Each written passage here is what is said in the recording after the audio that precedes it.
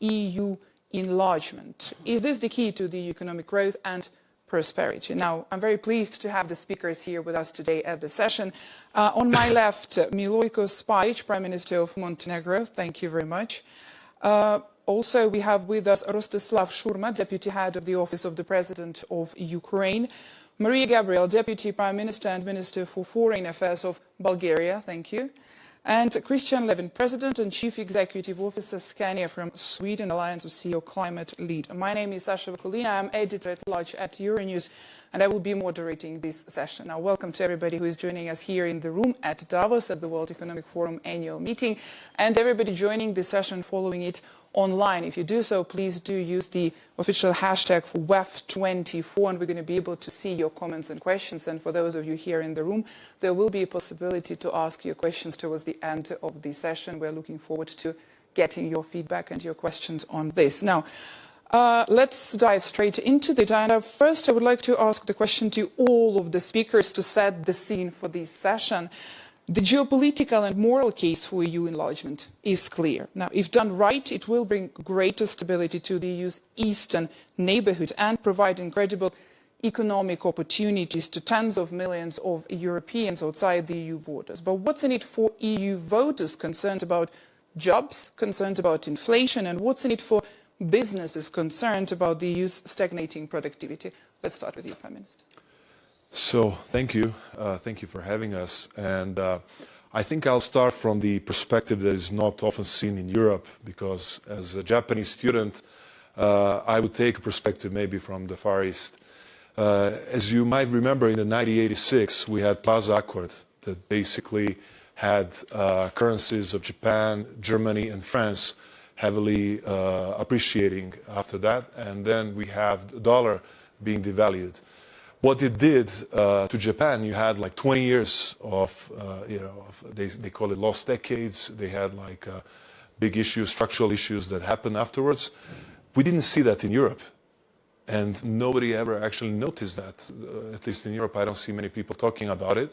And that's an obvious case to me that even the big countries such as Germany, France, etc., they definitely have benefits of joining EU. And having such a big market to cushion all of these external big pressures, big factors that are like this, was something that, Germany and France, they continued growth, didn't have any big bubbles until 2008. There was a global financial crisis. But before that, they didn't face the same destiny that Japan faced.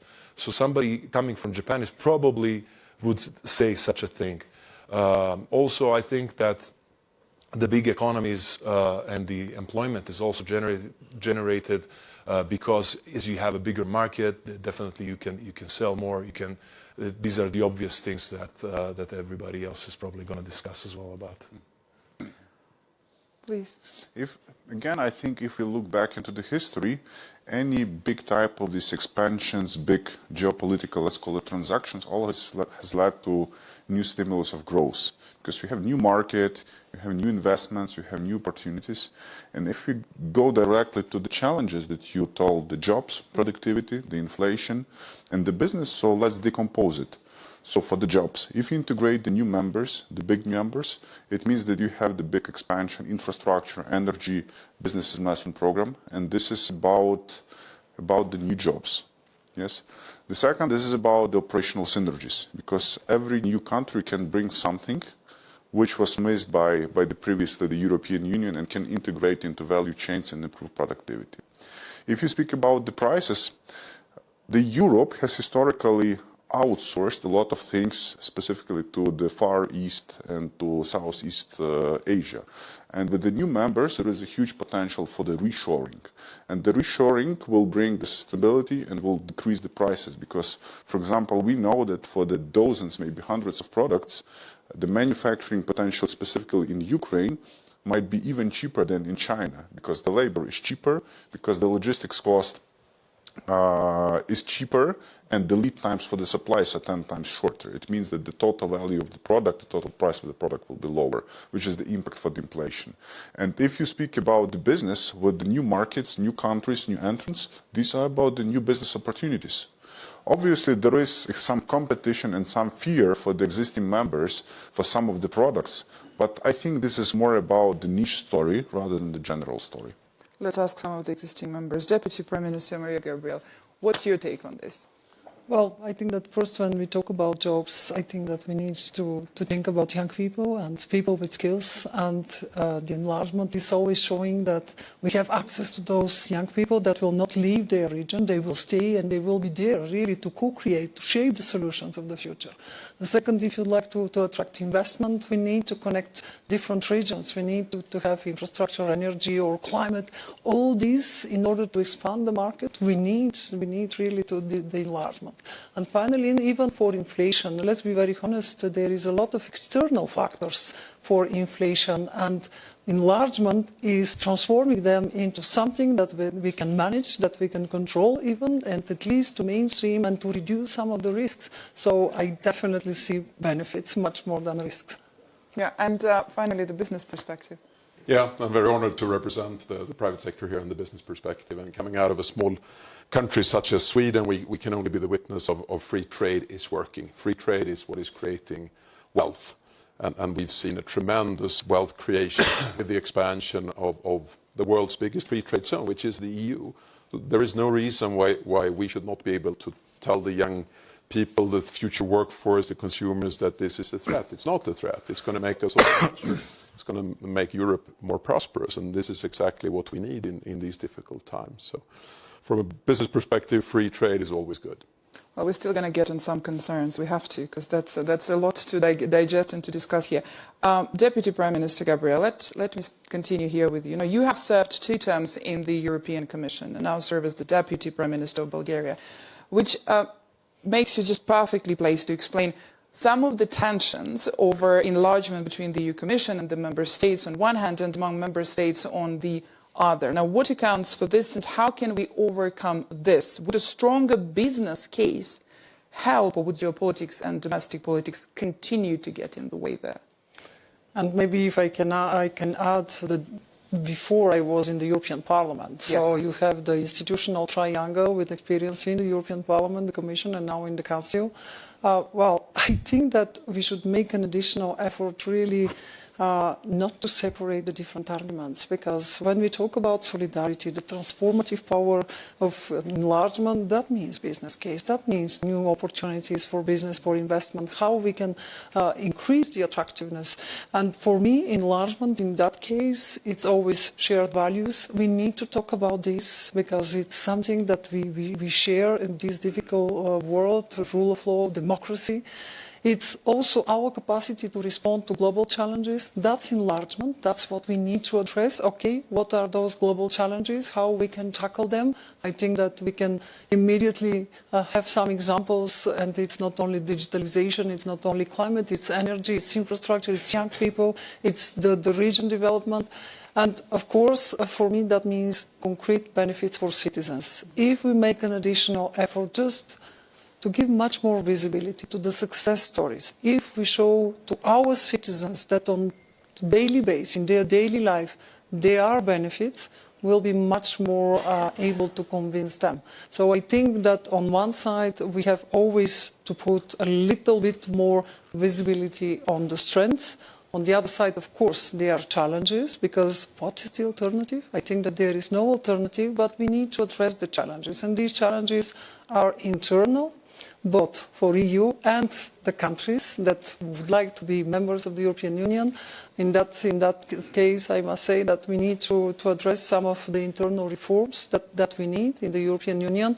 But please don't start again to talk about changing the treaties before answering to what we would like to achieve, because there will be change. I think that we need to change the approach, because I remember some discussions many years ago, and at the same time to show to our partners that the own merit principle is an important one, and we can be there to support them. For that, again, I think that we need both to make some efforts and to show the concrete benefits to our citizens. That's the best way for me to convince them. And we have examples when I was digital commissioner, that was the regional roaming agreement. That was so an important step. Now we have the innovation agenda. There is so many young, talented people in the region. Digital innovation hubs, how they are working in deep tech or in fintech. I think that we need really now to talk a little bit more, and much more, I must say, on this positive side. So we're communicating more and better in this case on some of the examples. Christian Levin, let's communicate on some of your examples there. Scania has a unique perspective to contribute because your company invested heavily in some of those 2004 accession countries like Poland, for example, and now maintains significant business operations in the largest candidate country, in Ukraine.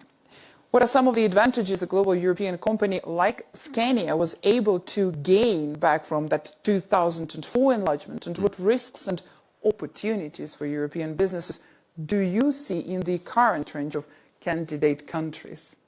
Yeah, look, Scania is a global company, but we are also very European. We have, let's say, 50% of our customers are European-based, 75% of our suppliers are European-based. If we think about our factory footprint, it's in France, it's in the Netherlands, it's in Poland, and it's in Sweden. So also a big part of the manufacturing footprint is in Europe. And we are completely dependent on the European transport system. So it's a kind of a dependence that we have, interdependence that we have.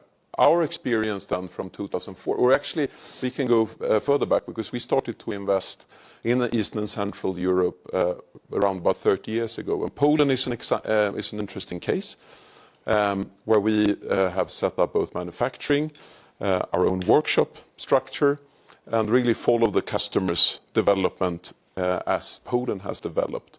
And it's super interesting to see, if we only take since 2004, the Polish economy, if I'm rightly informed, has grown about 3 times since then. Our sales of vehicles to Poland and the total Polish market has increased 5 times. If we look to our services sales, which is so important for the profitability of a company supplying trucks, has increased 10 times. So that's just giving you the magnitude. And the Polish hauliers today, with more than 1 million vehicles, are dominating the European haulage industry. Polish drivers, extremely important to keep Europe rolling, and Ukrainian drivers, we saw when they were moving back after the full-scale invasion of Russia, when they were moving back to defend their country, there was a shock to the European manufacturing system because we were suddenly lacking 30,000 Ukrainian drivers. So there are a lot of parallels also when you look size-wise, and we are in Ukraine also since 30 years. Mm-hmm. We have our own workshops, our own importership, our own head office there. And we see no reason why Ukraine could not follow and be a future Poland from our point of view. And we can only encourage other private companies to take the advantage to come to Ukraine and invest in Ukraine already now. We, as an example, are doing our best year ever. We did our best year ever, 2023, in Ukraine, based on the huge need of transport that is coming, partly because of the war and partly because of the development. As part of the EU, I think we would see this development not only for Ukraine, but we would see it for Montenegro, we would see it for other countries joining the EU in a very similar manner. And I think that's where I started. I mean, free trade creates growth, and it creates prosperity. And that's, of course, based on competition. And some of the new markets here in the EU are very competitive. And that's good for us. Well, that's the question, right? How it is good, but yet could it be tricky then? Also with some of the challenges of other competitiveness. Well, you could see that as a challenge, or you could see that as an opportunity. I see that as an opportunity. I think it's very good for us. You were, in your opening speech, you were saying something about Europe's productivity. We are lacking or lagging in productivity development compared to many Asian markets, and notably China.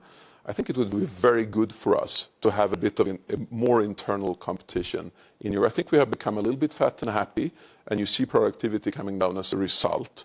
So hungry new member states, internal competition in the free trade zone of the EU, I think would be very good for us. Well, let's go here. Let's go to Ukraine now, please. Rostyslav Shurma, Deputy Head of the Office of the President of Ukraine. Ukraine's enthusiasm for EU membership has put enlargement somehow back to the top of the political agenda. Now, Ukraine is, however, the largest and the most populous candidate country after Turkey. and is fighting the war of aggression for almost 2 years now with the full-scale invasion. So some EU voters in member states will be concerned about whether the EU can, so to say, digest Ukraine easily. What do you have to say about that? Also, given what Christian Levin just said about, in many cases, companies already working. Frankly speaking, I've heard from Christian more about opportunities rather than challenges, and more about the stimulus for the competition. So if you compare us with the other previous entrants, let's take Poland, for example, which was mentioned before. Ukraine is quite comparable in terms of population and in terms of the square of the territory. It's not times different, it's like 1,000% different. And the European Union was much smaller when they took Poland and they digested it. So I think this won't be a problem. The second, I think we should focus on the synergies. For the last 7 decades, I think we forgot that peace and security, this is not for granted. Because we had a very good period of continuous development, maybe with some financial pauses, but it was continuously growing, improving the quality of life of people. But then something happened that nobody of us in the civilized world could imagine. Please imagine that in your country, some other country comes in. What it will mean for your citizens. And it happens so that Ukraine has what to contribute in the EU about the security, about the defense, about the military tech. Because even now, if we even look at the Ukrainian battlefield and we need to supply the armors and ammunitions, the European defense industry and military tech industry is not ready even to supply, not even to replace the warehouses, but just to supply the current needs. And we have this industry, and this is not our industry. This is the industry for the defense and security for the whole European Union. Another thing is about the economic synergies.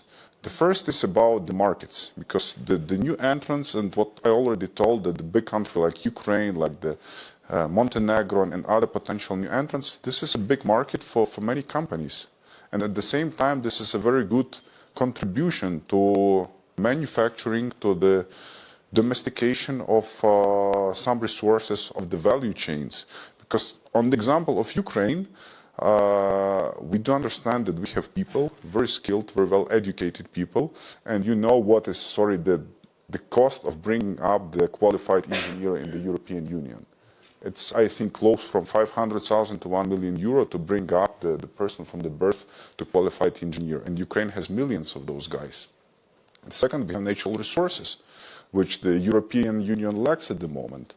If you take the list of the critical minerals, iron ore, the biggest deposits and the biggest production of iron ore. Lithium, that we already mentioned during the discussion, the second biggest deposit in Europe. Graphite, the first biggest deposit. Manganese, and I think titanium, the biggest deposits in the world. So this is what we will contribute into the whole European Union. Oil and gas, the biggest deposits, and renewable potential for the renewables, for the onshore wind, for the territory, for the solar. So it will definitely make the whole system stronger and more sustainable.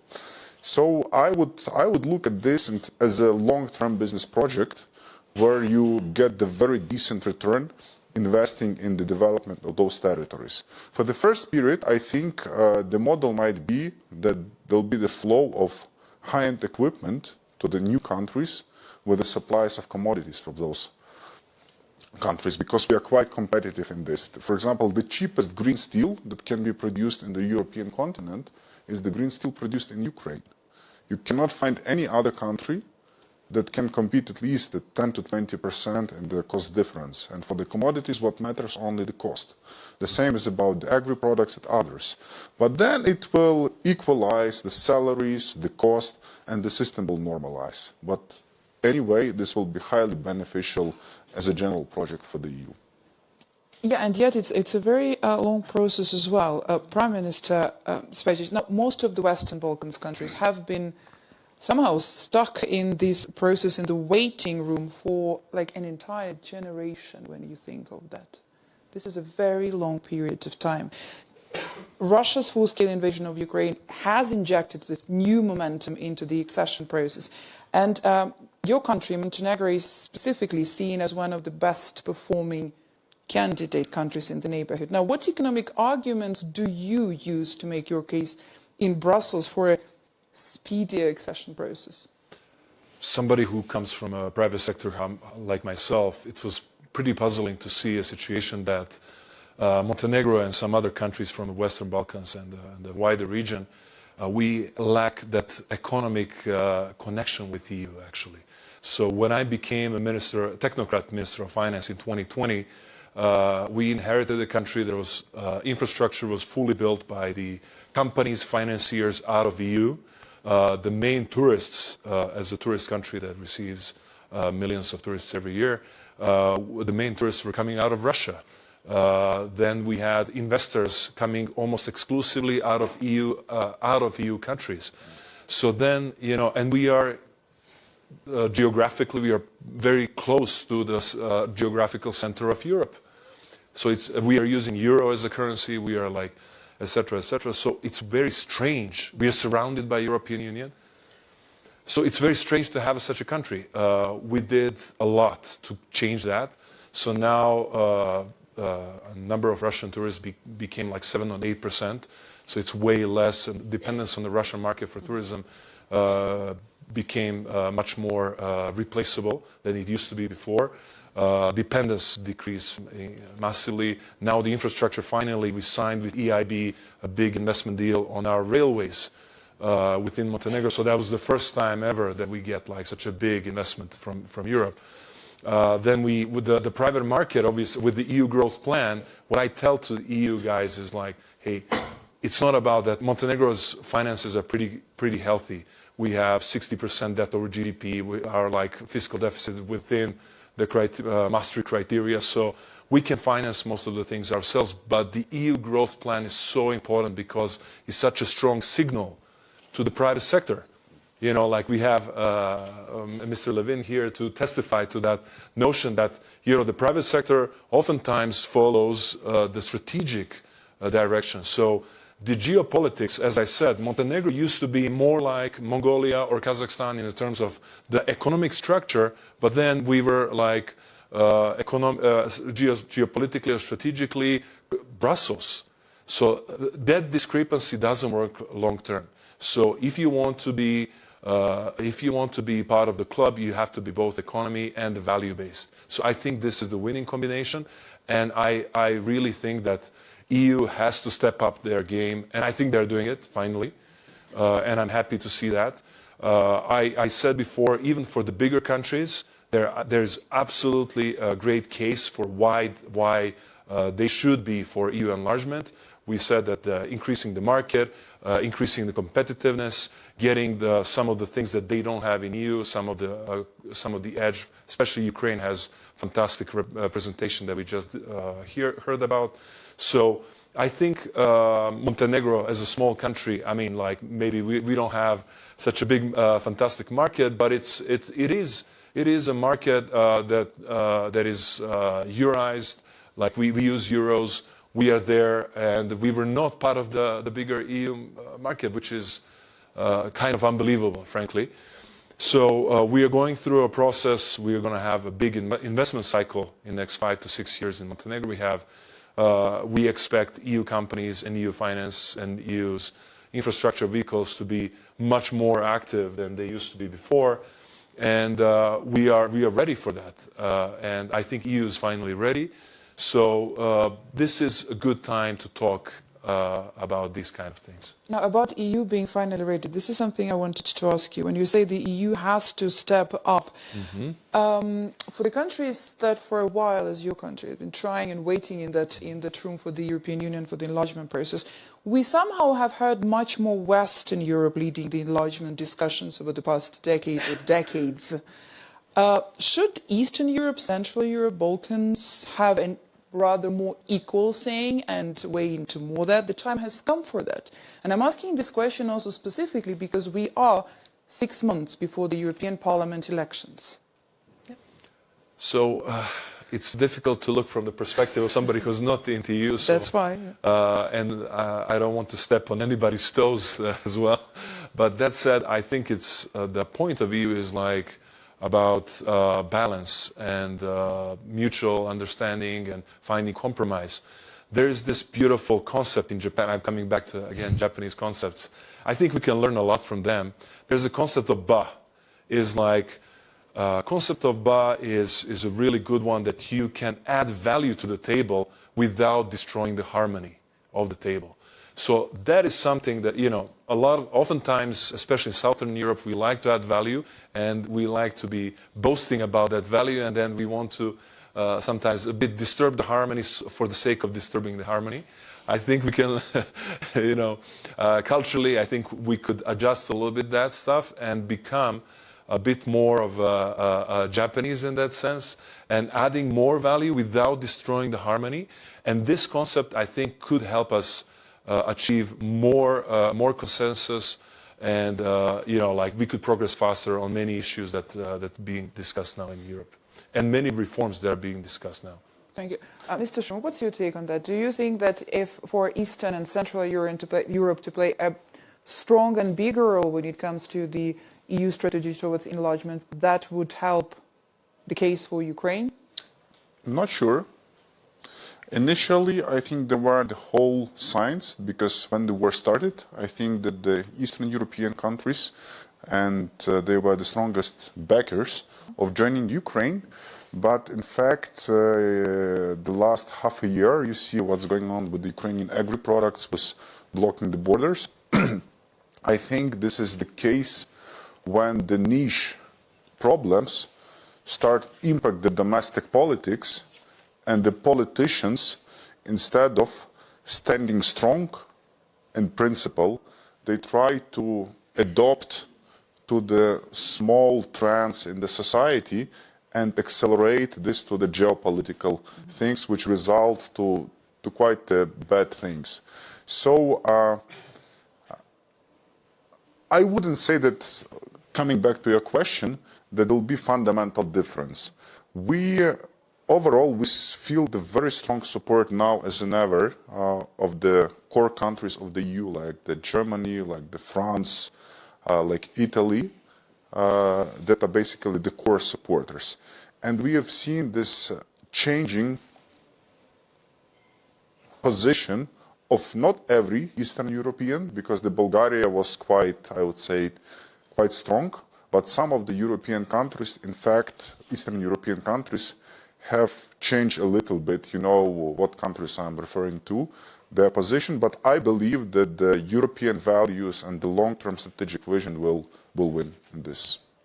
Mariya, yeah, let me, because I also want to, I would love you to comment on that, but if I may add just before you do, this is very interesting. How do we bring these business benefits into bigger, make it more important, also given Bulgaria's position when it comes to the Black Sea? Well, I don't agree that first we are talking about Western Balkans because of Russia. It's simply not true. Remember the Bulgarian presidency of the Council, the Western Balkans Summit in 2018. For the first time, again, the Western Balkans were on the top of the European agenda. And after we already have seen the digital agenda, innovation agenda, the new growth plan that is we have now, we have really now a huge investment. And I think that we should definitely here see how all together we can advance. Second, I must say that following my personal experience, when we have our foreign affairs ministerial meetings, it's always Central and Eastern Europe talking about enlargement, Western Balkans and Ukraine. It's me, it's my colleague from Slovenia, from Croatia. And I think that even sometime when we have some tensions, it's important to discuss. And I think that some of the reactions are because we have our experience and we don't want to see other countries with the feeling to be treated like second category of citizens. And I think that we should learn from the previous enlargement. I'm giving the example of Bulgaria, what that means, mechanism of cooperation, verification for more than 10 years, just that was ended last year. That's important, rule of law, democracy, but let's work since the very beginning. And I think, again, Bulgaria and Romania are not in Schengen. Why? All the technical criteria are fulfilled since 11 years. I think that sometime we should take a little bit of time and to discuss about this, because some of the reactions are not only internally motivated. They are because we would like somehow to anticipate and not to have the same attitude that we felt somehow during the years. And the other argument that I would like to use, we must stay much more focused to show how we can transform the challenges into opportunities. Bulgaria stopped the ban for the export of the Ukrainian grain. That was not an easy decision. 3 days, all farmers on the street. But we managed to explain to them that that's an extraordinary opportunity to increase the connectivity in this part of Europe, to talk about infrastructure, rail system or roads, and that means much more benefits for markets, for companies, for citizens. It's not easy, but I think that's why I'm not sure that we started again to talk about Western Balkans because only of the Russian aggression in Ukraine. I think that because we started finally not to talk only about chapters, Montenegro, I always remember the numbers, for many years we are talking about this, we started to talk about competitiveness, infrastructure, regions, young people, perspectives, security, independence, sovereignty, strategic choice. I think that's why now we have a change of the agenda, and that was somehow a little bit prepared. And you think this change of the agenda will actually get even bigger and... Absolutely. But that's the right way. We should continue in this direction. Otherwise, we'll not be able to convince our citizens and their citizens that we are together, because we'll become much stronger if we are together. We will open the floor to the questions, but first I want Christian Levin, for you to comment on that. You see, we have really different perspectives here, but then it all comes to this balance and weighing in the economic, the business benefits as we discussed, but then also we still have this huge political base on the case that is happening. And of course, with the current geopolitical situation, it's even more disputable than ever. You know, at the same time, there is more attention, for sure, for the countries that do want to join the European Union, and yet how to change that focus even bigger, how to make it more on the business advantages and economic advantages for both sides. That's what I'm trying to get there, not just for the countries who want to join. I'm not sure. That's a super complex question, I know. Of course. But what we've seen over the last year is that globalization is moving in the wrong direction, and free trade is becoming a scarce resource. And now we see a chance to expand the home territory. What is EU? What all European-based companies are depending upon. Then I think it's really a pity not to take that chance, provided, of course, that the criteria are fulfilled, etc. There's no reason to trail. You know, in this geopolitical challenged environment, with this mess that we are in, I think we open up a great opportunity. So I refuse to see this as a problem. Because there are no trace. I mean, all of these problems have been overcome in the expansion of EU previously. There are also very few free trade agreements that have shown up to be non-profitable for both sides. So yes, there are challenges. I understand the political dimension, but from a business point of view, I can only continue to argue. And I will always argue for free trade. Wherever there is an opportunity, we must go for it. And now it's more important than ever. Yeah. Well, and yet, you know, almost 20 years since the last big... Yeah, so it's about time. Yeah. Yeah. All right, let's take a few questions from the audience. Could you please raise your hand, and we're going to pass you the microphone if you've got a question. Our lovely colleagues here, if you could... We have a question there, please. Yeah, just here in the middle, please, sir. So, thank you. Hello, my name is Renata Pinchova. I'm a global shipper from Skopje Hub, Macedonia. Thank you very much for your insights. I would like to add, actually, regarding the EU enlargement process. So we saw that actually some countries needed to make compromises with their collective memory just to start this process. And now we see that actually it was maybe more for the geopolitical interest of EU. So my question, it will be, what do you think? How long does the process of solving the internal challenges in the European Union will take? And does now we have the original idea of EU when it was founded? Because now we see that we have many crises that we felt we as a young people, and how we will change that for our future generations. Because now the young people are scared for the future, and thus EU promises the bright future for the young people from the whole region. Thank you. Thank you very much. Yes, please. Well, I will react very, very rapidly. I think that first we should use even the opportunities that we have now before arriving to all the answers for how we'll reform European Union, because this debate will be a crucial one the next few months. But we have examples. We can work with countries that are candidates even within the actual framework. And I'm giving the example of Erasmus Plus program. I think that everyone is aware what is Erasmus Plus. And when I was European Commissioner responsible for education, I managed to have an enhanced partnership with the Western Balkans. So now students are participating with the same rights like member states in our European Universities Alliances initiative, with our teachers' academies, with our innovative universities. I think that first we need much more examples like this one in order to provide and to give this hope and this conviction that we are able to do it. The other thing is, I think that the next only 2-3 months, we don't have so much time. European elections are in the month of June. We need now clear answers. What about the progressive integration? We already have seen that it's quite difficult to have the whole process, and so you are asking that this process is moving very rapidly. Okay, if it's yes, from where we are starting?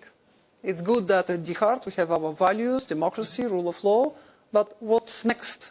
I think that that's what we need to address. Otherwise, I think that that's a real threat again to start to talk about changing the treaty, talking about the seats and how many countries will take the power in the European Parliament, in the European institutions.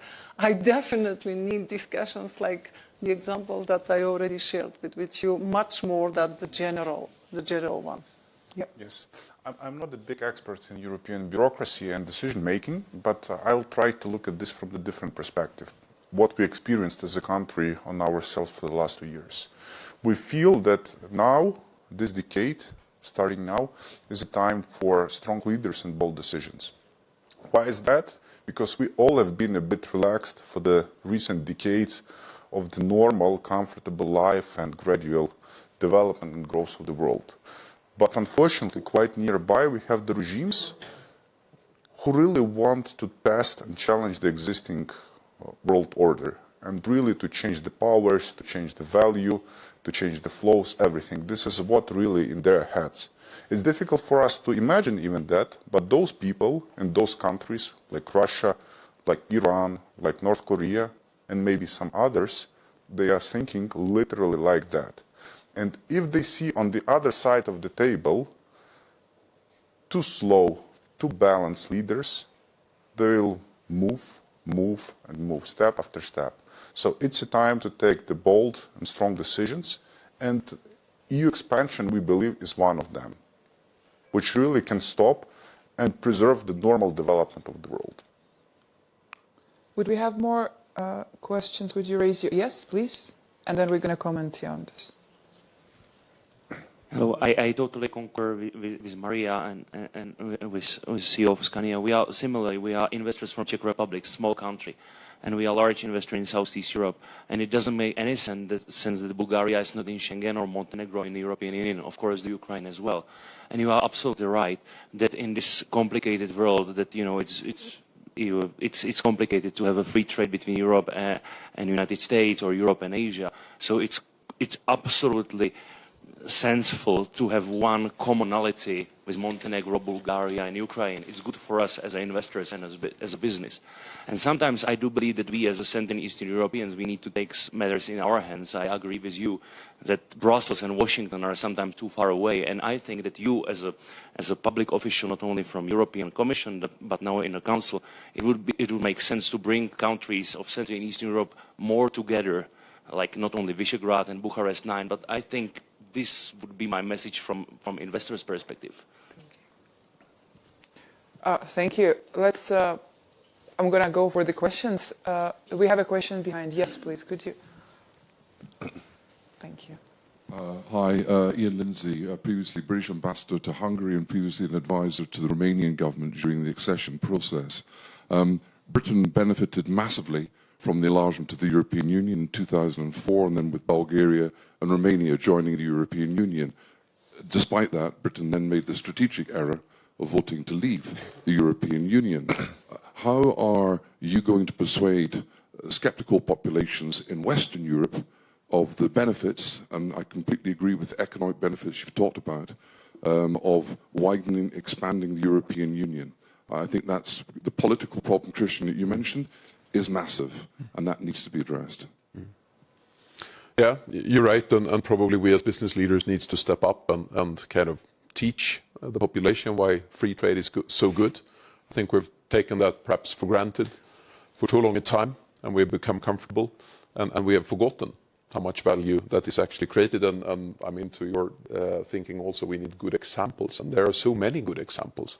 My example out of Poland is just one. I can do that out of Bulgaria, out of Lithuania.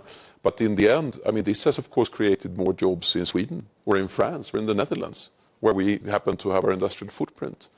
But equally, it has created opportunities for suppliers in the expanded parts of Europe. So there is only winners, and we probably need to help. It's not our job, perhaps, primarily as business, to help politicians to explain the good things about an expanded EU, but probably we need to step up, because it's to the benefit of all. Please, yeah. Maybe I can add to that point. Despite the fact that the UK is out of EU, and we miss you dearly because you were a big proponent of EU integration of the Western Balkans and Eastern Europe in general, and with the strategic vision that your country and the leadership that your country always possessed. Now, in the times of Russian aggression, actually, we have ever close ties with UK as a security, foreign policy and a defense partner. I'm talking from Montenegro perspective, like we discuss, maybe sometimes even closer than some of the EU member states. So, you know, I don't think this is irreversible process. We will see where it goes to. I hope that we will have UK have a closer relationship with the EU for starters, have markets, you know, like to be more combined and to have a bigger economy of scale. So that's the first step, I think, the next first step.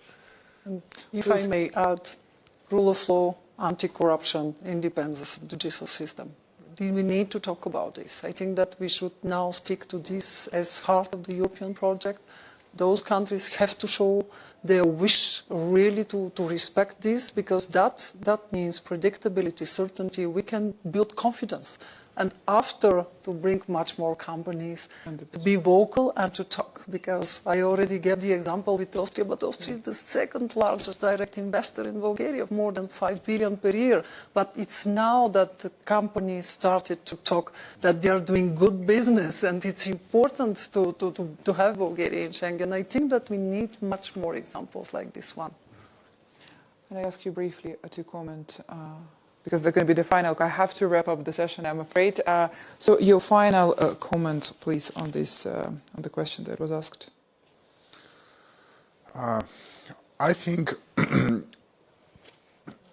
a couple of dimensions. Obviously, the necessary reforms should be done and accomplished, but if we check what really bothers the potential companies' investments in Ukraine, this is not even about the regulatory environment. This is about the military risks and access to the markets. This is 90% of the components of decision-making. That's why, ultimately, this is about the leadership and about the bold decisions, rather than technical procedures. This is how we look at this. Thank you so much. Rostyslav Shurma, Deputy Head of the Office of the President of Ukraine, Milojko Spajić, Prime Minister of Montenegro, Mariya, Gabriel, Deputy Prime Minister and Minister for Foreign Affairs of Bulgaria, and Levin, President and Chief Executive Officer at Scania. Thank you very much to the speakers and to the audience. That's all we have time for today. Thank you very much. Thank you. Thank you.